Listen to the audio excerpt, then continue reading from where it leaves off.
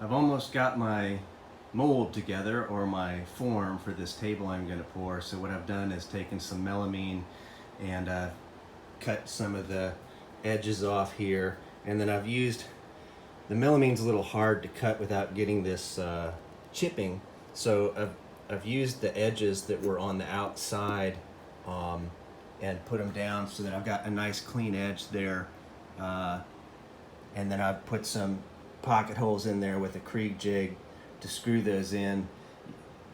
I usually clamp these down first, because if I don't clamp it, what's going to happen is that screw is going to strike down a little bit that way, and it's going to tend to pull my board in and away from the square I'm wanting to achieve. And then I just pre-drilled some holes here. This stuff is pretty soft, obviously, so I don't want to break it all up, but I do want to be able to pull it together here, right on the end. It's a little hard to do one-handed, but here we go. So yeah, just enough to snug it up there, because I don't want all that epoxy to be leaking out. That'd be a big mess. And so my next steps are going to be to clean that all out on the inside really good, and then I'm going to spray some siliconized mold release spray in there to help the piece not stick in there when I want to go to pull it back out. And I'll go around these edges here, and the reason why I've got this piece held up is because I wanted to make sure that my form fit around the piece with the kind of clearance I wanted. I gave myself about 1/4 inch on the edges.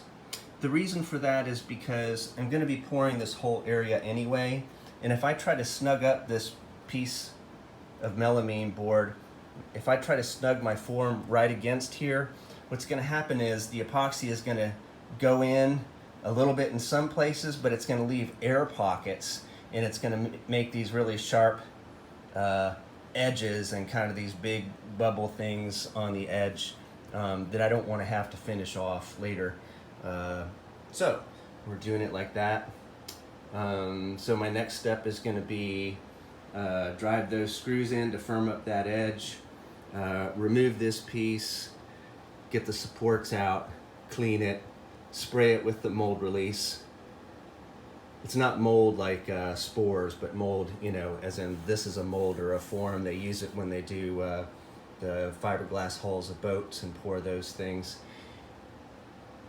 And I'm going to do some mother of pearl inlay in some of these darker cracks and leave this part clear and this part clear, and have little clear edges go all the way around. At least if I have my way and it comes out the way I want, that's how it's going to be. I spent a lot of time soaking epoxy that was thinned out with alcohol into these soft parts to get them, one, to get them solid, and also to try to eliminate as many little dust, sawdust, dirt particles as possible, because I don't want them really coming out into here. I'm wanting to get this as clear as possible.